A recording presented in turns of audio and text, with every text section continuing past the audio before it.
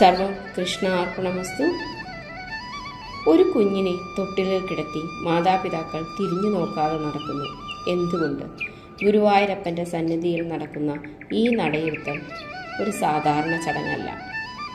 നടയിരുത്തൽ അഥവാ അടിമകടത്തൽ കുഞ്ഞിനെ ഗുരുവായൂരപ്പന് സമർപ്പിക്കുന്ന അത്യന്തം വിശുദ്ധമായ ചടങ്ങാണ്.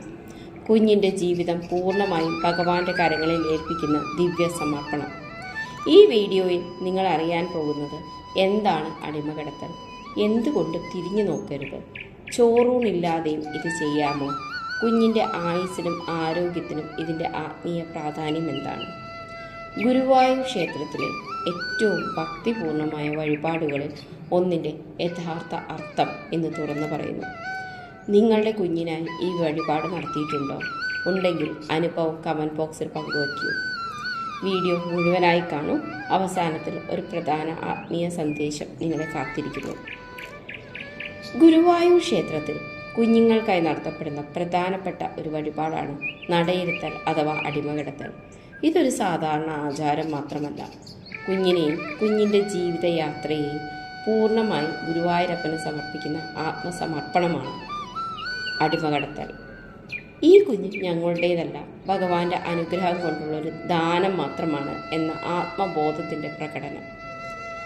സാധാരണയായി കുഞ്ഞിൻ്റെ ചോറൂണ് ചടങ്ങിനോടൊപ്പം ഈ വഴിപാട് നടത്താറുണ്ട്.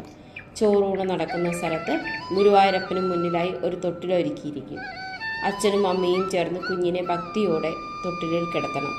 അതിനുശേഷം മാതാപിതാക്കൾ പുറകിലേക്ക് തിരിഞ്ഞു നോക്കാതെ നടക്കണം. ഈ തിരിഞ്ഞു നോക്കാതിരിക്കുക എന്നത് വളരെ പ്രധാനമാണ്. അത് ഭഗവാനിൽ പൂർണ്ണ വിശ്വാസം വെക്കുന്നതിൻ്റെ പ്രതീകമാണ്. ശേഷം കൂടെ വന്ന ആരെങ്കിലും അല്ലെങ്കിൽ ക്ഷേത്ര ഭാരവാഹി കുഞ്ഞിനെ എടുത്ത് മാതാപിതാക്കൾക്ക് കൈമാറും. ആ സമയത്ത് ദക്ഷിണ സമർപ്പിക്കാം.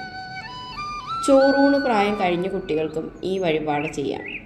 ക്ഷേത്രത്തിലെ കൊടിമരത്തിന് താഴെ ഭണ്ഡാരത്തിന് സമീപം തിരക്ക് കുറഞ്ഞ സ്ഥലത്ത് കുഞ്ഞിനെ കിടത്തുക. ഭഗവാനോട് പ്രാർത്ഥിച്ച് സമർപ്പണം നടത്തുക. തിരിഞ്ഞു നോക്കാതെ മുന്നോട്ട് നടക്കുക. മറ്റൊരാൾ കുഞ്ഞിനെ എടുത്ത് മാതാപിതാക്കൾക്ക് നൽകണം. ശേഷം ഭണ്ഡാരത്തിൽ നിശ്ചിത തുക സമർപ്പിക്കാം. കുഞ്ഞിൻ്റെ ആയുസ്സിനും ആരോഗ്യത്തിനും നല്ല ബുദ്ധിക്കും ഭാവിക്കും ദൈവാനുഗ്രഹത്തോടെ ജീവിതയാത്ര മുന്നേറാനും ഈ ചടങ്ങ് അത്യന്തം ഉത്തമമായ ഒരു ആത്മീയ സമർപ്പണമായി വിശ്വസിക്കപ്പെടുന്നു. ഇതൊരു ആചാരം മാത്രമല്ല, ഒരു മാതാപിതാക്കളുടെ ഹൃദയ സമർപ്പണമാണ്. നിങ്ങൾ ഗുരുവായൂരപ്പൻ്റെ അനുഗ്രഹം അനുഭവിച്ചിട്ടുണ്ടോ? നടയിരുത്തൽ നടത്തിയ അനുഭവമുണ്ടെങ്കിൽ കമൻറ്റ് ബോക്സിൽ പങ്കുവയ്ക്കൂ.